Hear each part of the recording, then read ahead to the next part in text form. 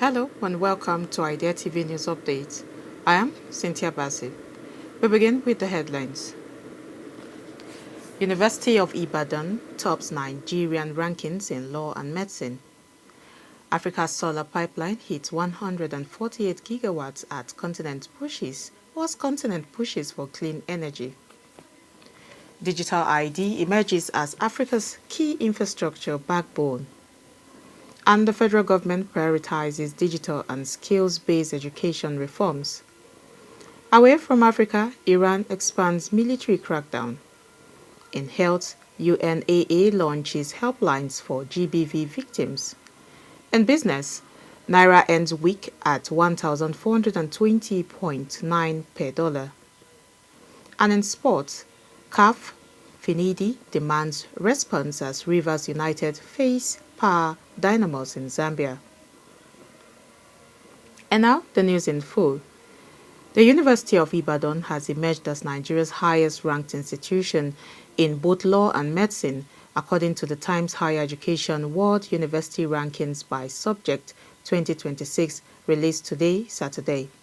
In law, UI placed in the 301st to 400 global band alongside the University of Nigeria and Nsukka, marking Nigeria's presence among the world's top law schools. The rankings assess teaching quality, research strength, international outlook, and subject performance. In medicine and health sciences, UI again led Nigerian universities in the same 301st to 400 band ahead of the University of Lagos, with other institutions spread across lower global categories. Globally, Stanford University topped the law rankings, while Oxford University led in medicine and health. Meanwhile, Idea TV has also spotlighted the University of Ibadan as part of the Pan-African University system, highlighting its institutes for life and earth sciences, including health and agriculture, known as PAULESI.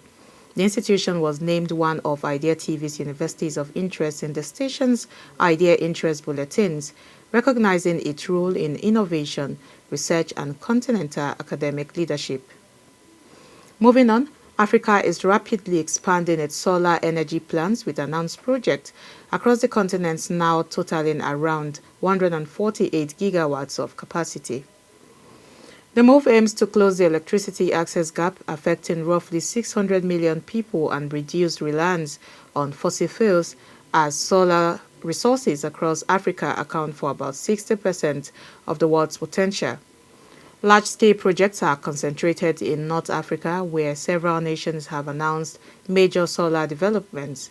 Libya, Mauritania, and Morocco have outlined multi-gigawatt projects, including solar zones and interconnection initiatives.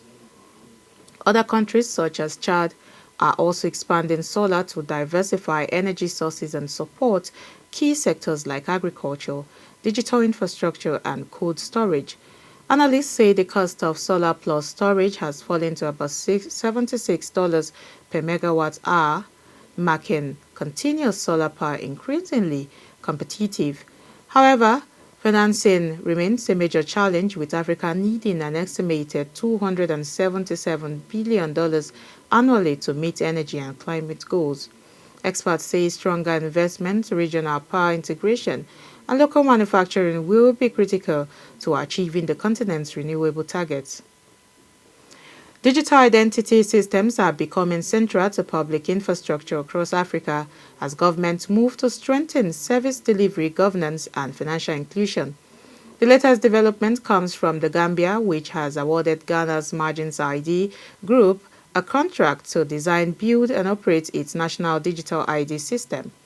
The agreement, announced on Tuesday, marks a major intra-African technology export in the digital identity sector. Digital IDs are seen as vital for improving access to healthcare, education, and government services while reducing fraud and strengthening security. Yet, World Bank data shows adult ID coverage remains below 70% in much of sub-Saharan Africa, highlighting ongoing challenges in reaching vulnerable and marginalized populations. While Nigeria, Kenya, and South Africa continue to expand their systems, issues around integration, privacy, legal frameworks, and public trust persist. Experts also warn that weak governance and reliance on foreign vendors can create risks of data misuse and loss of sovereignty. The Gambia's contract with an African-owned company is viewed as a positive step toward building locally driven digital infrastructure, aligning with broader continental goals for data ownership and digital transformation. Moving ahead, as the world marks the International Day of Education, the federal government has reiterated its commitment to building an inclusive and future-ready education system in Nigeria. The Ministry of Education says reforms under President Bola Tinubu's renewed hope agenda will focus on improved funding, skills development, expanded technical and vocational education, and strengthened teacher capacity. The government says it is shifting away from traditional top-down education models to a more participatory system that empowers learners through innovation, digital fluency, and entrepreneurship. This move is driven by the fact that over half of Nigeria's population is under the age of 30, highlighting the need for education that prepares youth for the modern economy. The federal government also called on parents, communities, the private sector, and development partners to work together in achieving Sustainable Development Goal 4.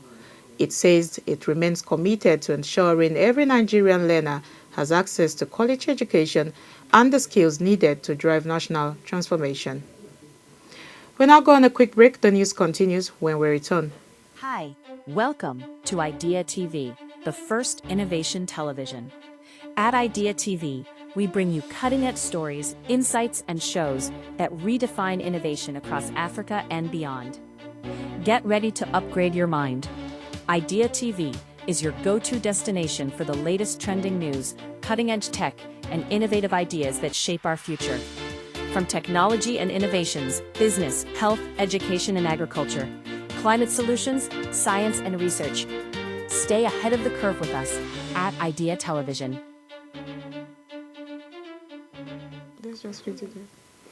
Good to have you back. If you're just joining, this is IDEA TV News Update. Now the rest of the news.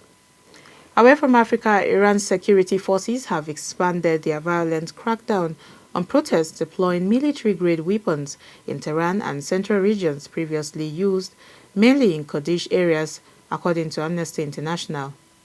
Human rights group warned the shift signals a dangerous escalation, particularly for Iran's Kurdish minority, long subjected to harsh repression.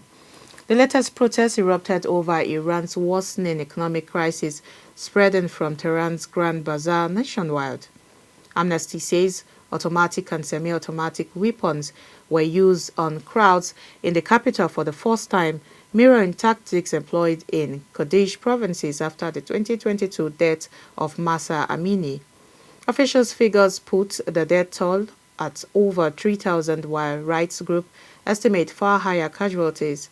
Kurdish activists say the crackdown reinforces fears of renewed collective punishment, even as Kurdish parties called strikes to limit street violence. Analysts warn that extending such force to Iran's political and economic heart deepens instability and heightens ethnic tensions, raising concerns for Iran's unity and regional security.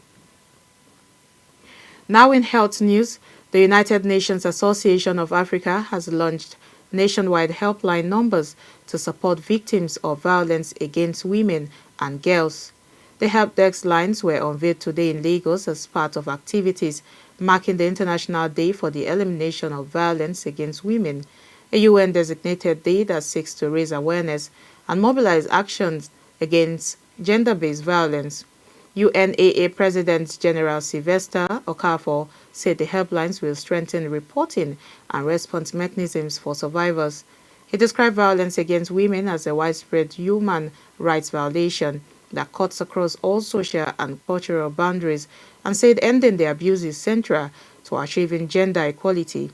Okafor added that physical abuse, sexual violence, emotional trauma, and economic deprivation threaten peace and development. Speakers at the event called for a multifaceted response, including education, legal reforms, community engagement, and support for survivors. They also urged men and boys to be part of the solution while encouraging women and girls to value self-worth, independence, and confidence. In business news, Nigeria's Naira closed the week weaker at the official foreign exchange market, ending at 1,421 Naira 0.9 per dollar. This came despite a softer US dollar globally, as domestic dollar supply constraints continued to put pressure on the local currency.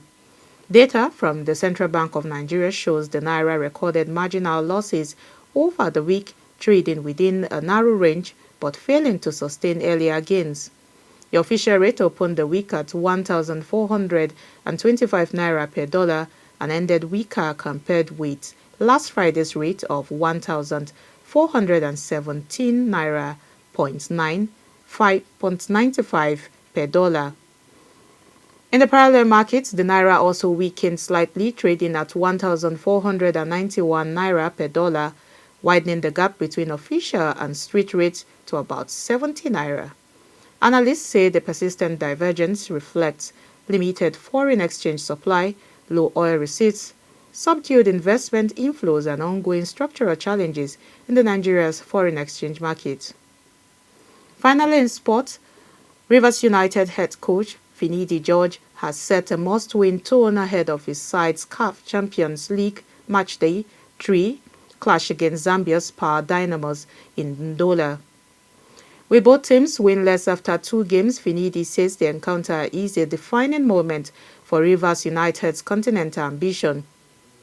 Speaking ahead of the game, FINIDI insisted his team will play without fear despite their away setting, stressing that Rivers United have nothing to lose and must go for victory to revive their qualification hopes. He described the match as pivotal, with the group stage reaching its halfway point. Beyond the fixture, FINIDI highlighted the need for long-term development in African football, urging Nigerian clubs and authorities to emulate North Africa's sustained investment in youth systems. Team captain Tempo Emekayi echoed the confidence in camp, saying Rivers United are not in Zambia for sightseeing, but to deliver a positive result for fans back home. And that's all we have for you on Idea TV News Updates. But before we go, here is a recap of the headlines. We brought you news that the University of Ibadan tops Nigerian rankings in law and medicine. And Africa's solar pipeline hits 148 gigawatts as continent pushes clean energy. Digital ID emerges as Africa's key infrastructure backbone. The federal government prioritizes digital and skills-based education reforms. And away from Africa, Iran expands military crackdown. And in health, UNAA launches helplines for GBV victims. In business, Naira ends week at 1,421.9 per dollar. And in sport, CAF FINIDI demands response as Rivers United faces Power Dynamos in Zambia. Now, do not forget to follow us across all our social media platforms at Idea Television. I am Cynthia Bassi. Thank you for your time.